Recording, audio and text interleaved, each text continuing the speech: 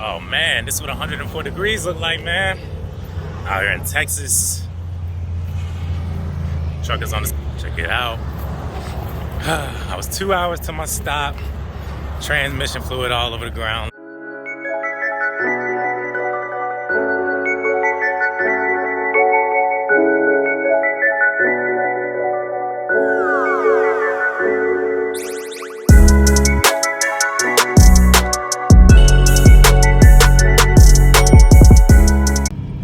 What's going on, guys? Hotshot with me here. I'm exhausted, so my energy is a little depleted.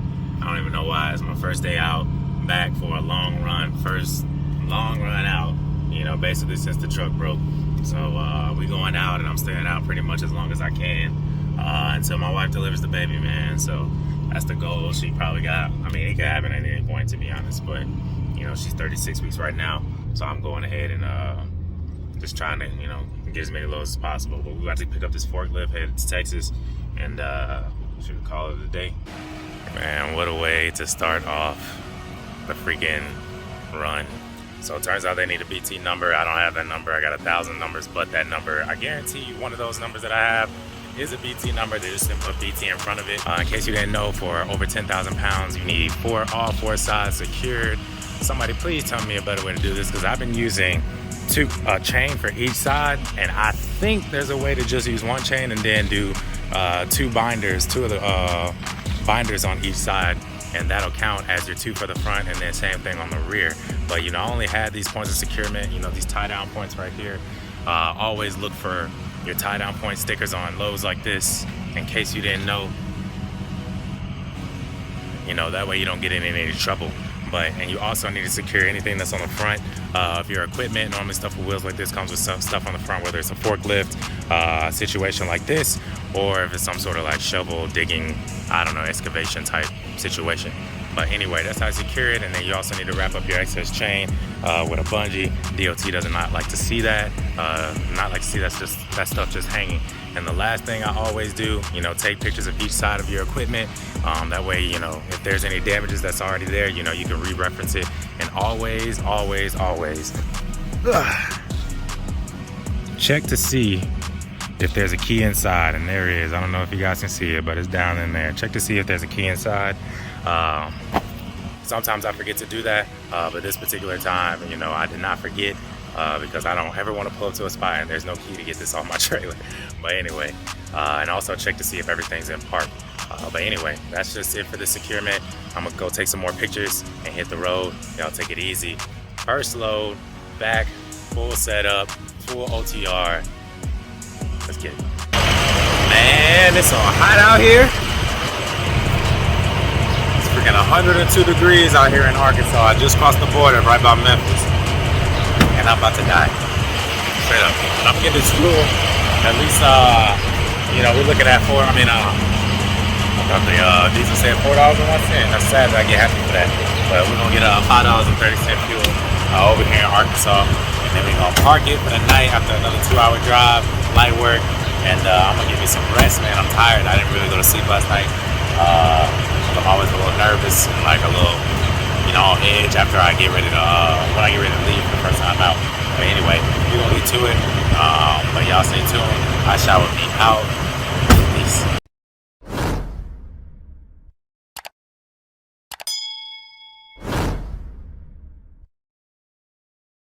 Man, y'all wouldn't believe where I'm at right now.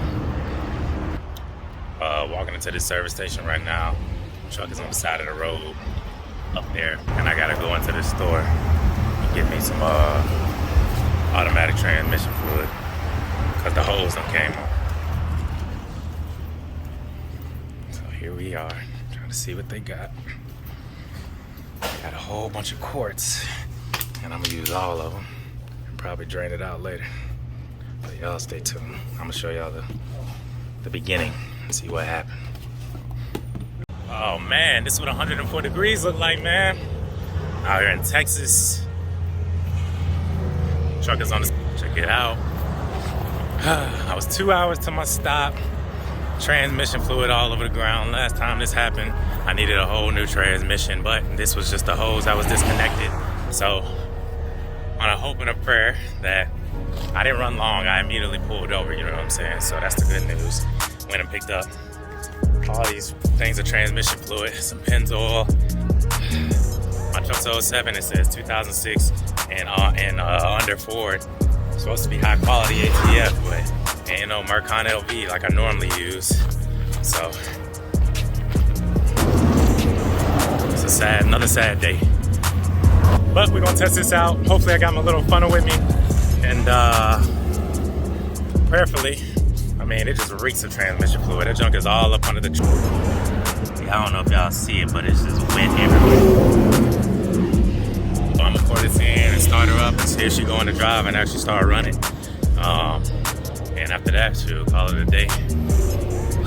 But here we go. All right, so I just touched the dipstick. It's dry as a bone. No transmission fluid at all. I got 10 quarts, so I should be screaming that. The problem is my funnel, I don't have my little bitty funnel, and I just left the freaking fuel stop. So I think I'm gonna poke a hole in the water bottle, dry it out real quick, and try to funnel it that way into this, I don't know if y'all can see it. It's this hole right here that the dipstick goes into. Other than that, I really wish I had my little bitty funnel, but let's see what happens, man. Y'all stay tuned. All right, y'all. Oh man, dropped the phone. Check it out. So, I don't know if it's gonna focus, but I had to put this clamp on right here. Hold on, this thing has got to focus. I had to put this clamp on right here along with this clamp. This clamp was all the way back up here, and that hose, this trans line completely came up, and that's why I was leaking fluid. I had like fluid all, here, let me see, let me zoom out. But I had fluid all on this tie rod. As you can see, it's dry over here, and it splashed pretty far back there. What I'm gonna do is I'm gonna wipe pretty much all of it down, so I can just start off with a clean slate. But what I'm gonna do is I'm gonna go back here and check to see if I got any more leaks, because that stuff traveled pretty far. I don't know if y'all hear me, but I'm saying it traveled pretty far, but hopefully it just dripped that far, and I don't have another leak or another hole somewhere. But we definitely gonna check it out while I'm up under here. But yeah, man. It's crazy, man. Got to be able to work on your own stuff. This clamp that I got, this clamp that I have right here, I already have a bunch of those different sizes in my truck. There's been numerous of reasons why I've needed them, all the different sizes, but they're definitely good to have in your truck. That's why you got to keep tools and like any extra supplies and stuff like on you, because you can be on the side of the road and say, for instance, I was in like, I don't know, way out west, like in Nevada somewhere, or Arizona, where there's like nothing for miles, like miles. I wouldn't have been able to I just wouldn't have been able to, you know, fix everything as fast. Luckily there was an Exxon down the street, like I mentioned before. I was able to grab some fluid, the clamps and the screwdriver, all my tools and stuff. I was able to you know, already have that stuff on me. But anyway, I'm gonna get ready to test this truck out, wipe some more stuff down, check for any more leaks, some lines broke, and then get to it. Stay tuned. Alright, so I just finished wiping everything off. I'm now about to check the dipstick one more time to see if any, you know, the dust settled with the transmission fluid. So that's what I'm doing. And we're gonna pull it out to see if I need to add any more, which I doubt. But I'm probably I may have to add some more once the truck starts and like cycles through it. But yeah, it looks like we have transmission fluid. So I had no extra leaks that I saw. So now, I'm about to crank her up, put her in gear, and see if she goes. Alright guys, just like that, we're back rolling. Everything is looking good, temps looking good. Shoot, we're ready. Alright, what's going on guys? Hotshot with me here, still out in Texas, still mad hot. I'll see what the temperature is. We had 98 today, so it's not as hot as yesterday when the tranny line, you know, kind of came out and started leaking some fluid. But everything's been pretty smooth since. I had a lot of cleaning up to do. Once I got parked for the night, added some more fluid because it was still a little dry. Like pretty much all the fluid is gone. I think this truck takes probably about 12 quarts, 10 to 12 quarts, something like that. And I had to put 10 in. Like that truck is crazy. I had to put 10 in just for it to read on the little line. So I still got to dump it. And actually, I'm going to AutoZone right after this. There's 1-2 miles around the corner. I just want to get this pickup before we enter the weekend. That way I can go ahead and pick up the fluid and then change it when I stop tonight, because at this point I'm on my own time. Alright, so check it. Lee, what he's getting, this Hotshot driver up here, what he's getting is what I'm getting. I'm not getting that big boy up there. It's a lot bigger. It's gotta be like, I don't even know, like 8 feet tall. Excuse the forklift. But this one is like 4 feet tall is what she told me. So it looks like everything should be pretty smooth. I mean, gonna catch a little bit of a wind drag, but you know, at least it's not super tall like that big guy over there. So I'll take it. Just hoping for a successful trip up to Nebraska and shoot, get a load. I ended up actually finding me a load coming out of there. It's like 2.5 hours away. Well, more like a little less than 2.5 hours away of a deadhead, but I'm in kind of like a not so great zone in Nebraska where I'm dropping this load. But this load was paying kind of decent for the race that we are looking at. It's nowhere near like what we're used to seeing, but it's still decent. So it's paying like $2,200, and then I'm picking up a load that has 2 drops, only going about 400 miles, paying like $1,100. So rate still ain't great, but no tarp, strap and goes. I mean, my deadhead for the other load isn't, deadheads aren't too bad, but because you know, you also have to calculate your deadhead, which like I said before, you have to calculate your deadhead with the mileage you're getting. So unfortunately, I mean, these are nowhere near the rates I was getting at the beginning of the year. That was definitely lower. I'm doing my best to talk up as much as possible. I mean, I automatically talk up, try to talk up the price, but they always giving me the same spill, like this is all we got on this load, can't go up anymore, blah blah blah. I mean, and then I'm also picking loads that are also the best ones I see on the load board. So anyway, race still trash, fuel still up, same story, different day. But we just gonna keep it pushing, you know. But yeah, I'm gonna go ahead and wait my turn.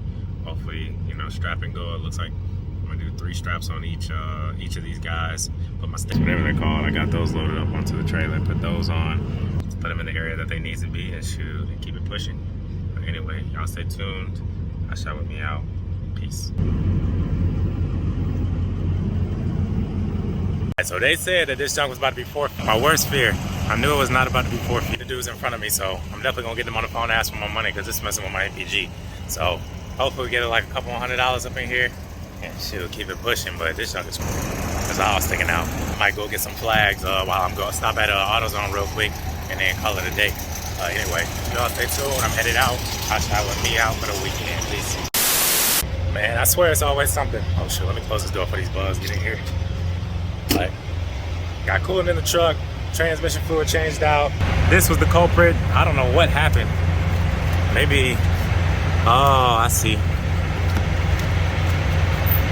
I don't know if you noticed, but it looks like there's a rip there. It must have, dang. Oh, the belt would have shown. I guess something sliced through the tire. I don't know what, but something must have sliced through it. That is literally crazy, but we got the spare on, and now I'm a little nervous because I don't really like, you know, I've never really had a truck tire, you know, go out like that on me. So now I don't have a spare truck tire. Maybe I can find one over the road. I hate I did not do or basically pre-trip or post-trip, whatever it is, when I parked. Because normally I actually do that, but this time I was so tired, I was just like, bump that. I'm not gonna check everything out. I'm just packing up my stuff in the truck and setting up my bed and my TV. But it kind of like bit me in the butt, you know, kind of today for my afternoon on a Sunday. But it is what it is.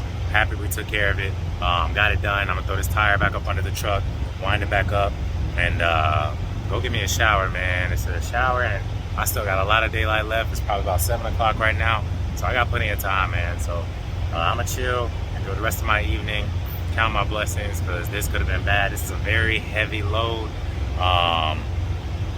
Oh, in case you didn't know, just a fun tip for those of you who, I guess first getting out. I mean, a lot of people notice. I mean, maybe if you know, are not, or maybe if you are not even a truck driver, but this is exactly what I did. I lifted up my landing gear to take the pressure off the truck with this heavy load right here.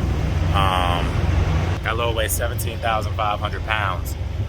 So I took the weight off of the truck when changing the tire, you know, just to relieve some pressure, and to call it a day. It's a fun little thing just to save. I was actually told that recently, so this is not my, you know, we all learn from somebody. But anyway, Hotshot with me out. I'll take it easy. Peace.